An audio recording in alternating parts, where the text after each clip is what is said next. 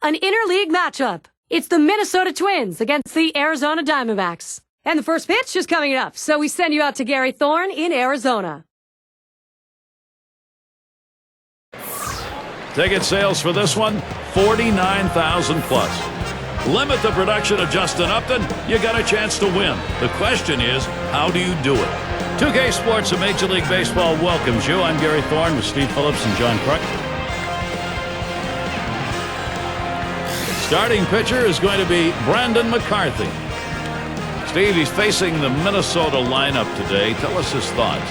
Well, a good right-handed pitcher on the mound right here facing this lineup that can score some runs. It's going to be critical for him to keep the ball down to the zone and pitch to his capabilities. If he does that, he should have success.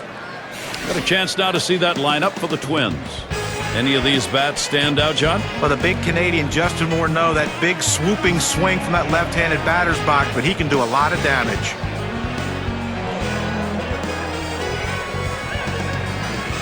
Mastroianni's in the batter's box, and we're ready to get things started.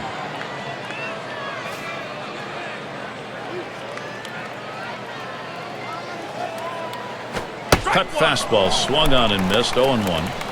Boy, I tell you what, you throw a cutter with that velocity, that's a great pitch. You understand why the hitter swung late. 0-1. McCarthy kicks and delivers. 0-1. Fastball and a called strike.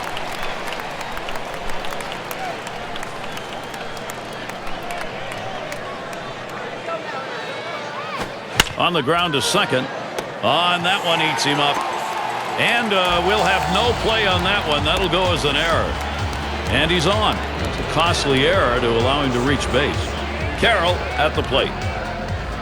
He's averaged .297 lifetime off Arizona.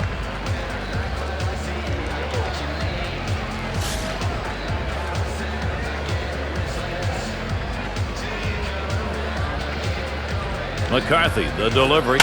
There's a swing and a liner. And that gets down. Carroll a single. Here's how we'll see the D-backs lined up on defense. And John, how about individual factors out there? Well, Cody Ross is a max effort guy. Every single day he takes the field. You love having him out there. Look, is he the best outfielder in baseball? He is not. Is he going to give you the best effort of just about any outfielder in baseball? He certainly is. But he has a knack for coming up with clutch plays, not only at the plate, but also in the field. He will make a diving play to stop a rally and to help his team win games with his glove.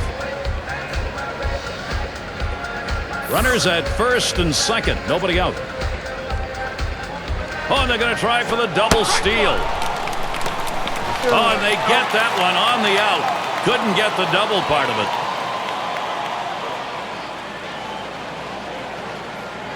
it. He delivers. And he leaves that one alone. Joe Mauer, patience. That'll even the count.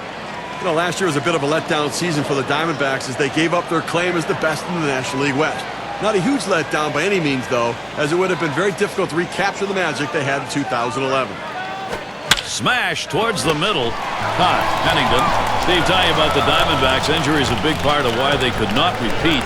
Just too big a parts of their team missing last year. Yeah, and that was a big part of it, injuries, but they were able to fight back, and they found some young players who I think they can count on in 2013 to help them try to get back to the postseason. You know, if these guys can play to their potential, there's no reason why they can't contend with the other teams in the NL West. And Willingham watches that one outside. Lifetime .328 against the D-backs. At the belt, the 1-0. Willingham, ground ball. And he throws it away.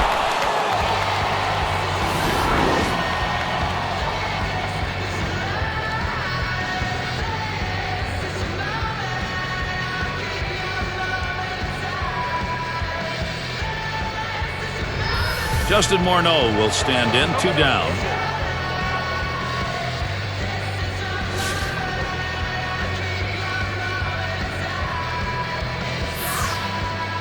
McCarthy, the delivery. The fastball is in there. It's 0-1. He must have been looking for an off-speed pitch in that situation because the fastball looked like it surprised him.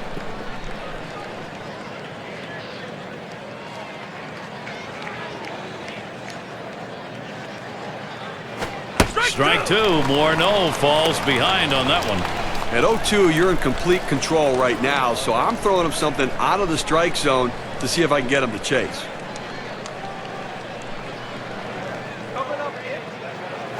Good sinker that time, but it's ruled a ball, 1-2.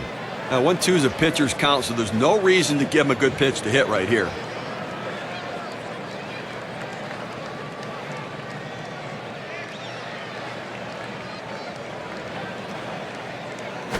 Swung on, liner to right. And there's Upton. Pulls that one in for the third out. They come out strong, putting a run on the board early. The Twins lead 1-0.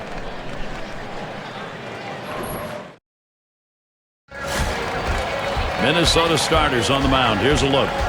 As he gets into this Arizona lineup, Steve, what do you look for strategy? Well, Scott Diamond's a guy that pitches to contact. He doesn't get a lot of swings and misses, doesn't get a lot of strikeouts.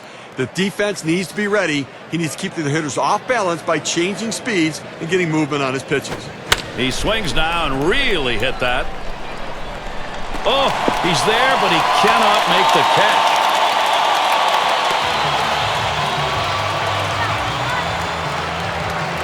Here's the offensive lineup for the D-backs.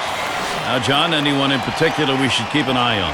Well, a guy that you can build your team around. If you start with the catcher position, Miguel Montero is a guy that can do a lot of things. He's a good catcher. He can hit a little bit.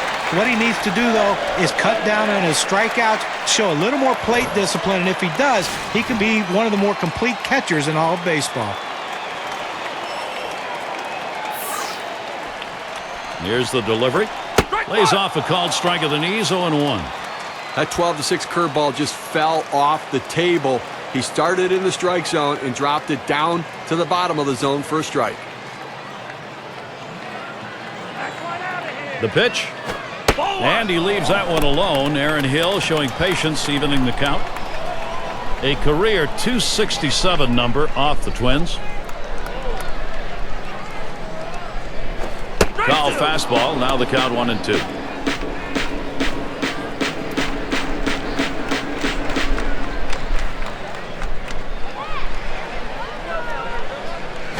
And a swing and a miss. Strike three. Aaron Hill is gone. With 2 strikes, the hitter wanted the fastball. He got it, but didn't do anything with it.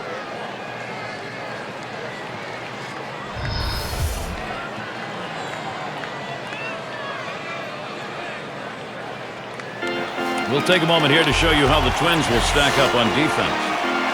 And how do you like who's out there, John? Well, Justin Morneau is the leader on the field for his team, and he does a lot of things that the casual fan doesn't notice. He's great at picking up bad throws. He's a complete infielder. He's not afraid to throw. Very aggressive on bunt plays. That's what you ask from your first baseman. Don't just stand there and catch the ball. Make plays happen. Morneau makes them happen.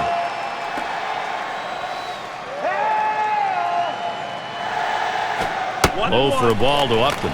There aren't a lot of different ways to describe the Twins last year. They were just a bad team. And one area where they played well was on the road.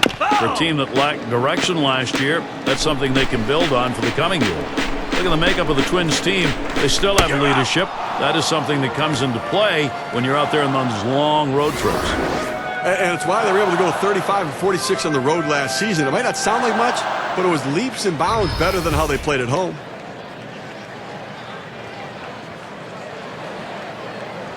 And now with 2 outs, here's a chance for Miguel Montero. Batting .300, that's 3 for 10 lifetime against Scott Diamond.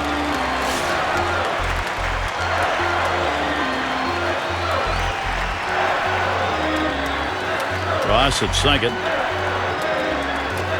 Outside is Montero, will take it for a ball. Trying to get the ground ball out, you throw that 2-seam fastball away from the hitter, trying to get him to reach and roll over it. He laid off of it here. Curveball over for a strike, 1-1. You want to throw the curveball away, hard in and go with the curveball away, and it's exactly what he did right there. Here's a swing and a fly ball to right center. And that's a base hit, gets down in front of him. And so he comes home. That ties the ball game. Well, that pitch was upstairs, but he went up there and got it. A nice piece of hitting, got up on top of that ball and drove it.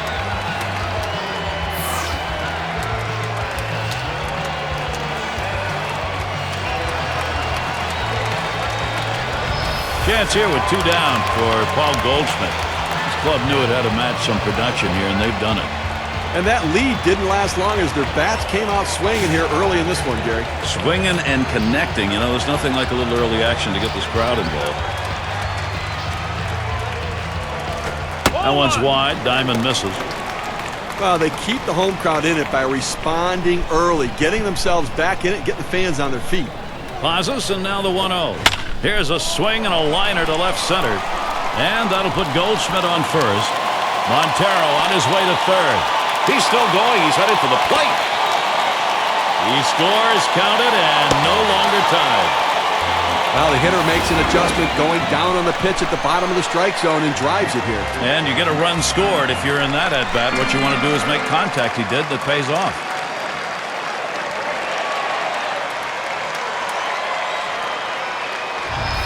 And Kubel's in the box. And with the lead, this lineup looks as though they're ready to do some more damage. Still a ways to go, but pitching's got to catch up here.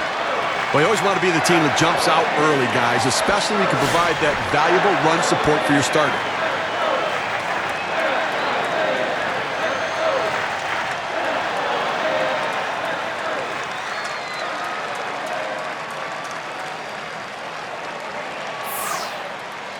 Diamond sets and throws. Starts him off with one at the knees for a strike. This kind of start means a lot to a starter, kind of approach where you can kind of take each at bat, do what you want to do, and not be overly worried. You know, don't be mistaken. It doesn't just affect the pitcher here. It also affects the opposing lineup. They know now they've got some ground they need to make up. Kubel taking the call strike. Well, now that he's ahead in the count here, Gary, I think he's going to utilize that changeup to try to get a swing and a miss.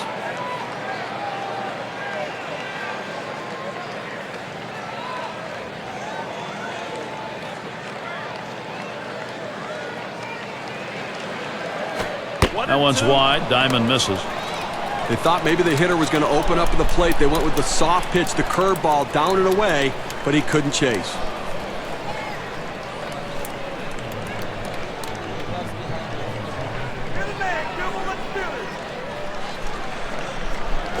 Strike 3. Jason Kubel looks at that one. Great pitch.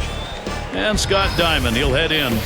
Some damage done against him in the first inning. He's got to find his control. Up next, it'll be the Twins.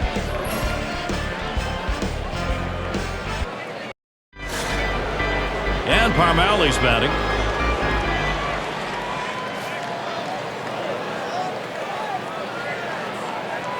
This one's grounded near third, foul.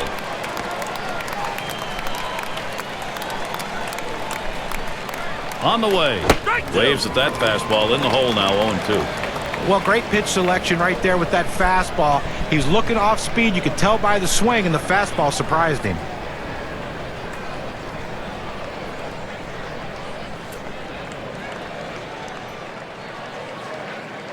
Fastball swung out and missed. Struck him out, one away. Well, you like to see your pitcher strike guys out. You like to see him keep the pitch count down. He did both. Big smile in the dugout over there. That's a domination in that effort by the pitcher. Close in the batter's box. Well, Brandon McCarthy, a breakout year in 11. 2012 looked to be the same, but injuries, and that affected his whole season.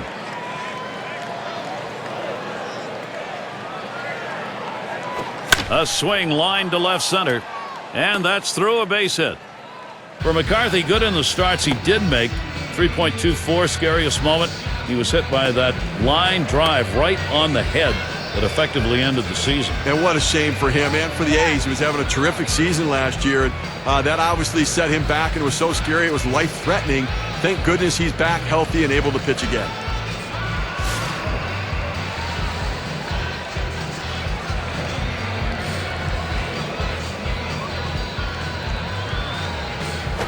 First pitch is a sinker for a called strike.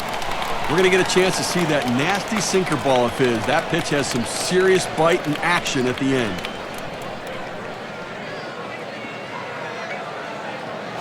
Line drive fouled off towards first. That sinker, Steve, you were mentioning, it is such a great pitch. You get so many ground balls, and then you mix in a fastball, some off-speed stuff, pretty good stuff. Well, that's the key, is his sinker is the go-to pitch. The hitter really has to focus on that pitch and then make adjustments to his other offerings.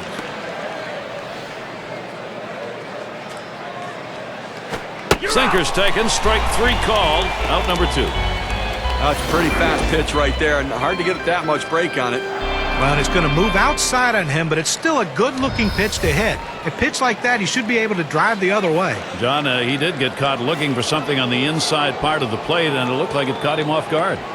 And Diamond's batting now.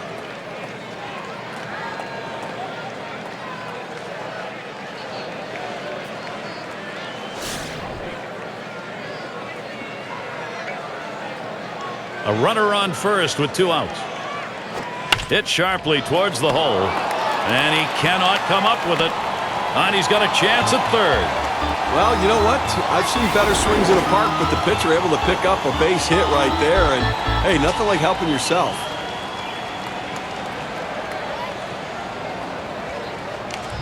Mastroianni's in the batter's box. But he does not typically hit well with runners in scoring position right here, and this is an RBI opportunity. We'll see if the manager's paying attention.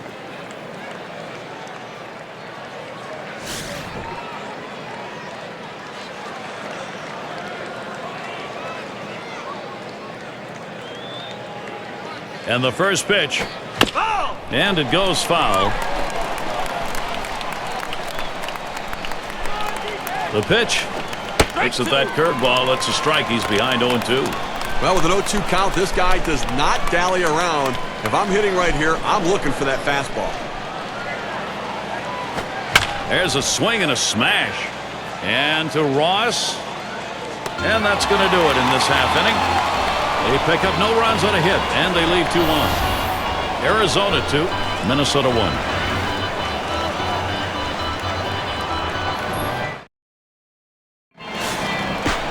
Well, many a memory made during a great afternoon like this. A baseball game and a day to go with it. It's going to be Johnson now.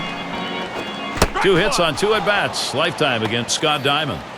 0-1 the count. Getting going here in the bottom of the second.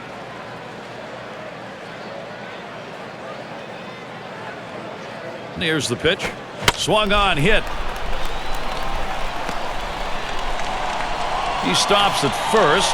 It'll be a single. This is what you're supposed to do when you're leading off an inning. Figure out a way to get on base any way you can. A hit's great, a walk's great, but just get on base because now you have the potential to score runs. Pennington's in the batter's box.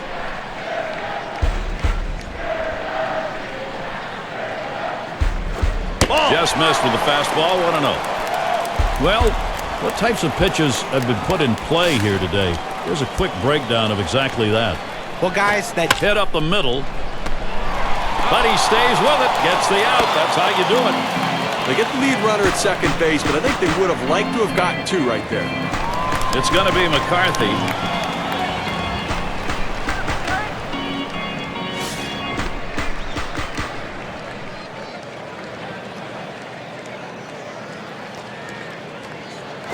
He bunts the ball. He grabs it off the hop. In time for the out. To be a successful pitcher, you have to be able to pitch and field your position, but you also have to handle the bat, and that's what he did right there. That number 9 spot, Steve, a lot of people say that's just a waste. That's an automatic out. That's how you take and get something out of it. That's how you help yourself when you're the pitcher. And in the batter's box, it's Ross. He's got 4 hits and 13 lifetime at-bats off Diamond.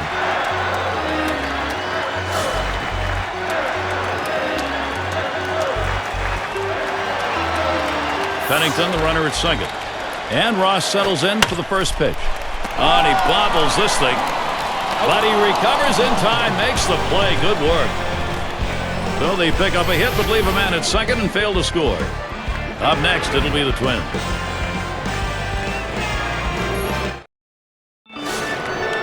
John Gardenhire had his hopes and thoughts on this game. Let's see how it looks right now for him. He knows he's going to have to get more innings like that last one. Ground ball to short. On that one eats him up. And he can't recover in time. That's going to go as an error. So that brings up Joe Mauer. Lined out last time up.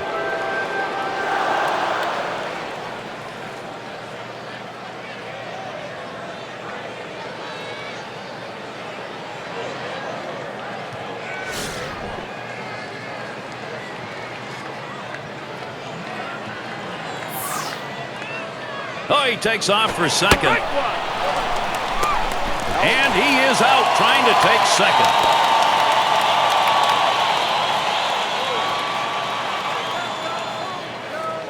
McCarthy, the delivery.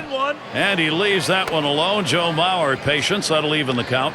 Mauer was his usual self in 2012. 319, drove in runs. Everything you'd want from a catcher and a team leader.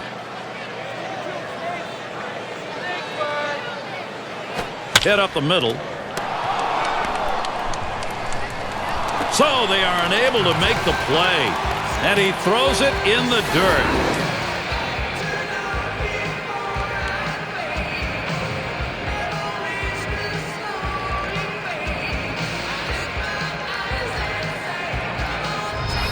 Now Josh Willingham batting with a runner on first. Take a look at this first pitch delivered and see how he's doing. Well, when he's throwing that first pitch strike, it leads to effectiveness. He's gotten 5 guys out after throwing a first pitch strike.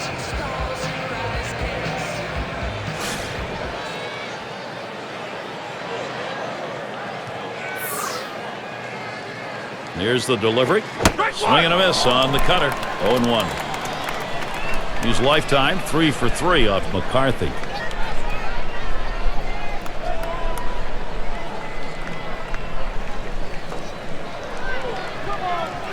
That swung on, hit on the ground, and he boots it.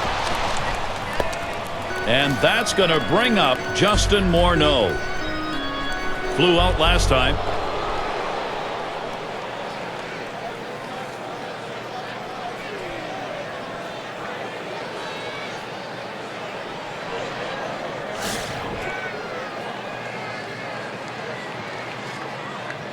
Willingham is on at first. Mauer's at second. And it's 0-1. McCarthy gets him looking on that pitch. A better year for Morneau in 2012. He was able to play the majority of the season. Took steps to being the player he was before the concussion issues. But you're still wondering how much is left. Strike 2. Morneau falls behind on that one. Morneau last year had 19 homers. You still have the effects of the concussion showing up a little bit in and out of that, Steve. That's got to be really tough. I don't think we're ever going to see the MVP numbers again from Morneau, or 100 RBIs from him, but he's still got a chance to be a productive hitter, and managers have to game plan around him because he can do some damage with one swing of the bat. And Parmale's batting. On the scouting report, you can see he does not hit well in situations like this. Take an aggressive approach on the mound, go right at him.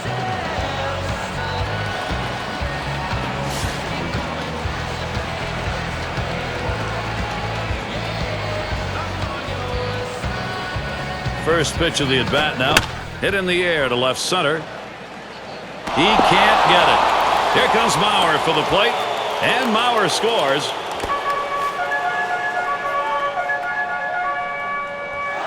Close in the batter's box. Usually the hitter has an advantage with runners on base, but this guy struggles, so the pitcher needs to be aggressive and go right at him.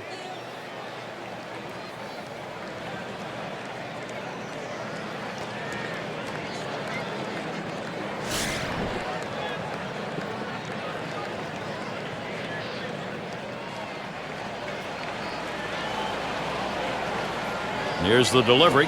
That one swung on. It's lined. Gets another one down. That'll score a run. Well, pitcher making a mistake right here, leaving it right over the heart of the plate. He squares it up, drives it. Good contact at the plate to drive in a run. Most of those kind of pitchers are going to get hit. That's an RBI knock. And Floremon's in the box. And things are moving in their favor right now. This line